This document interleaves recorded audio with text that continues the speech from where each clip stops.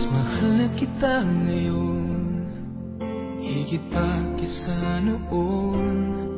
Mas mahal na kita ngayon, at sa habang panahon. Wala akong pakialam sa aking nakaraan, kahit na ako'y pinagtatawanan. Ang mahalaga ay mas mahal na kita ngayon, dahil di mo na ako tinutulak sa ating hagdanan.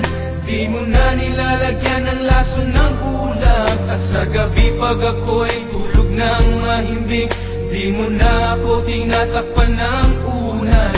Di mo na sinusubsob ang mukha ko sa kalan.